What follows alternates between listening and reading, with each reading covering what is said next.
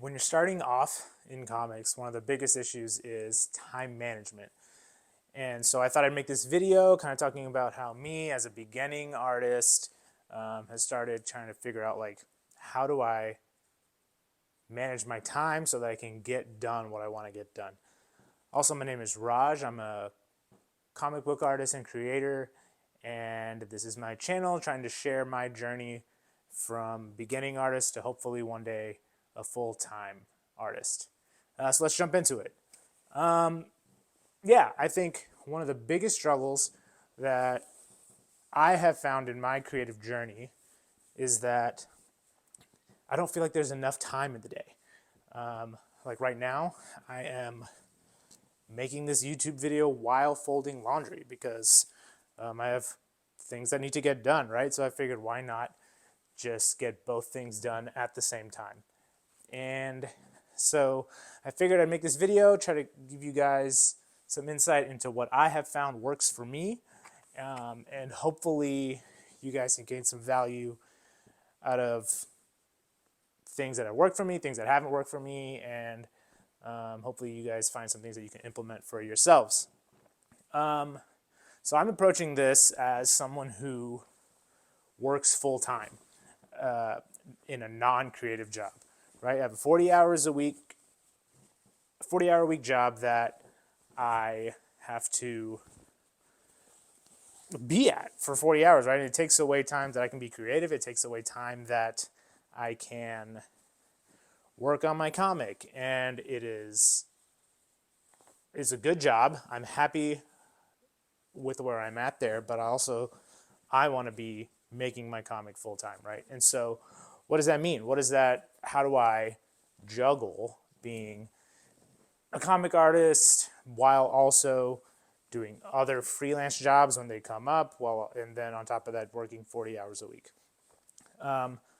One thing that I have found that works for me, and I think is important for any creator, regardless of whether you make comics or other forms of art, is to figure out what time of day you work well, or you are the most creative. For me, I'm the most creative in the morning, which means that I wake up and I want to get to work, right? That's my prime time. I know a lot of artists that are night owls. They work at night. They get a lot done after everyone's in bed, if their family's in bed. That's not me. I know that about myself. I know that once it's after 5 o'clock, 5:30, there's nothing creative that's going to get done. So for me, what I found is scheduling creative time in those most productive time blocks. So since for me it is early in the morning, I have made it a routine to say I'm going to wake up at somewhere between 5 and 6, and I'm going to get an hour and a half in of comic time, of other creative project time, of whatever kind of needs to get done creatively. And I found that has been super helpful because then, let's say I have to go to work, all right? My schedule is generally 9 to 5:30 at work, and so I wake up at 6, get an hour and a half of work in, and then go to work. Like, I then don't have to like feel guilty for not getting to work on my comic that day, or not getting to work on the stuff I want to work on. I knock it out in the morning, and immediately the day is a win, regardless of what happens the rest of the day. So I think I found that super useful and I think encouraging, just to kind of get into that habit of like, okay, I'm waking up early, getting comics done first thing, and yeah, the day is a win. I think another thing that I have found is that when I am working, I try to set aside all distractions. I don't have my phone except to like look at reference pictures and stuff like that. So I don't get on social media, and I try not to check emails or anything like that. When it's creative time, it's creative time. So, except for when like I leave my phone by me just in case there's an emergency or something, right? And so how do I do that? I think one like I'm not working hours and hours at a time, so that makes it a lot easier. But also there's something called the Pomodoro technique, which I found is super helpful. And basically it's just 50-minute blocks. Get in 50 minutes and then you get a 10-minute break. 50 minutes of work, 10-minute break. Or you can shrink that down to 25 minutes, 5-minute break, 25 minutes, 5-minute break. And I think that helps you get in an hour, if you're 50 minutes straight of work, you can actually get a lot done, whether it's writing, whether it's drawing, whether it's an administrative task that needs to get done. You can get a lot done in an hour. And so I think that's been super helpful for me. It's just like, hey, I need to knock something out. Give me 50 minutes in uninterrupted time, and you'd be surprised at how much you get done. For me, I think time has been the biggest stressor. Like I'm not good at, like, honestly, the time management thing has been something that's been a big struggle for me. I was talking to my wife the other day of just like, it feels sometimes like super daunting and super frustrating, right? So it's like, oh, I want to get this comic done. I want to be in a place where I'm making comics full time, right? And the way for my comic to get found or to grow or for me to even get a book together is to spend more time on my comic. And to have to go to a job for 40 hours a week that has nothing to do with my comic, even if it's a good job, like, can still become frustrating. And it starts, for me, doubt started creeping in of just like, how am I going to do this, right? How am I going to get to a point where maybe I can go from full-time to part-time one day at my job so that I can spend more time? Like, am I ever going to get to a point where I can do this? Is there enough time? Do I have enough time? Am I spending enough time? And on top of all that, how do I enjoy life, right? I'm not one who is really about the grind necessarily. I think that's something American culture like really drives home. I think it's also the mindset of like a lot of self-employed people, but I do think there's a place for it at certain times in your like development of your career, right? And so I think I came to my career later, or like realization later than a lot of people, that I wanted to do this full time. And so I missed those years when I was young and in my 20s, and I could have been grinding at this. I'd finished grad school in Denver, and then I was there, and that's where I realized I want to make art. I want to do comics. And so I didn't get my early 20s to just be like, okay, I'm going to stay up all night and finish this comic, or I'm going to wake up super, or whatever it is. Like, my body doesn't like that anymore, honestly. So I've gotten to a point where I'm like, how do I do this in a way that I'm being productive? I'm not being negligent of my household duties, of the things that need to be done at home. I'm spending time with my wife or my friends or my family. And when you think about it all, like, that's what like I found got overwhelming for me. So I want to like say first and foremost that like this is a universal struggle. I think when people are getting started, like we are, there's that period of time where we we are trying to fit everything in, and it doesn't feel like there's enough time in the day. But I think there are certain, let me just talk about some more tools, I guess, make it more practical, right?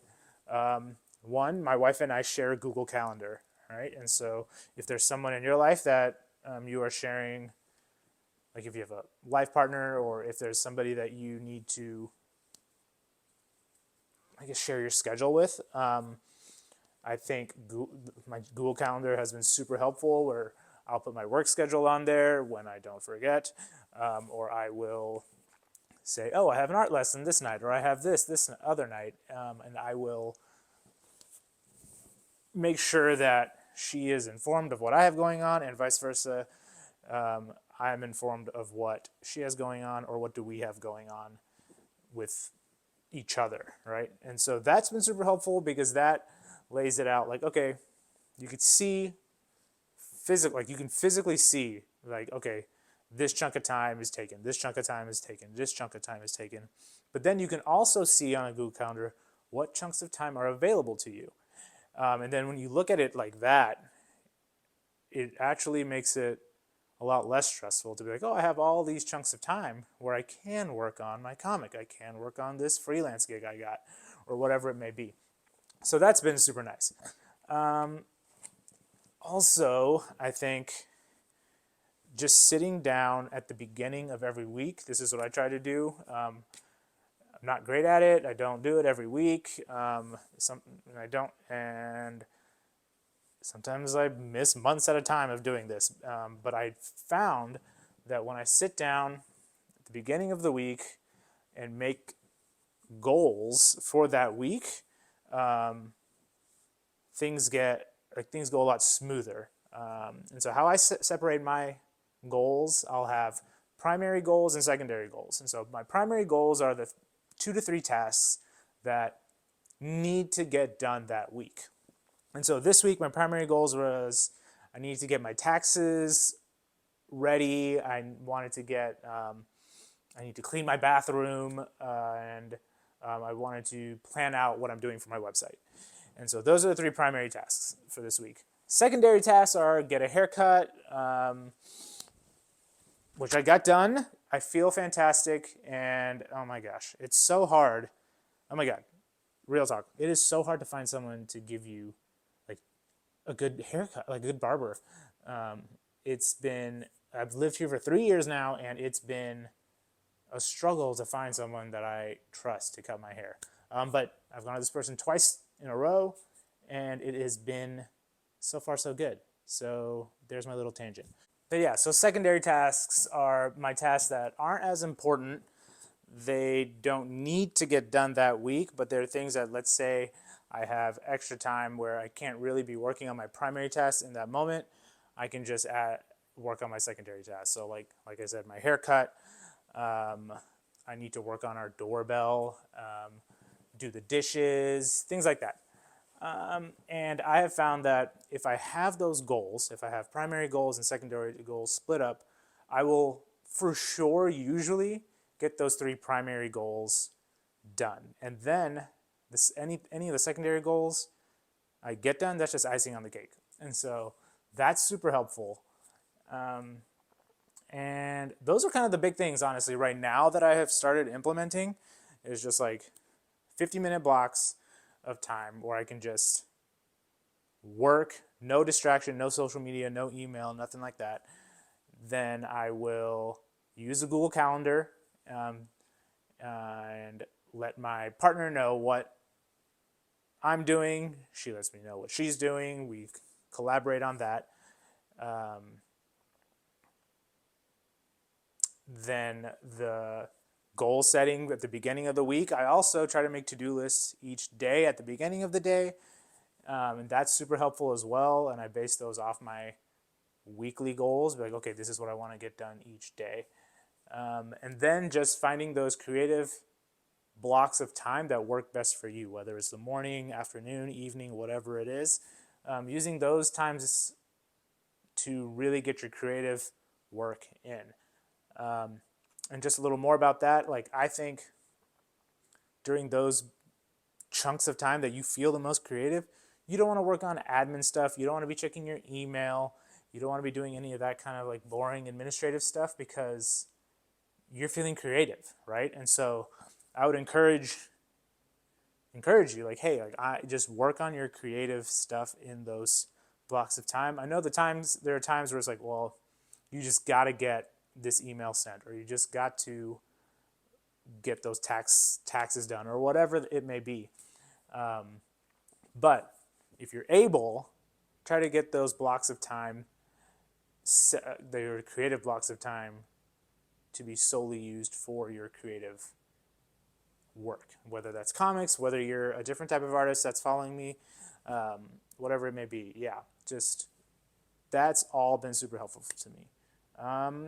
Yeah, and that's really all I got for today. Thanks for kind of watching, and if you like this video, like and subscribe. If you have any ideas of what you want to learn about or you want to hear about from me, I would love to share kind of just about my journey and how it's all worked for me. Okay, thanks. Peace.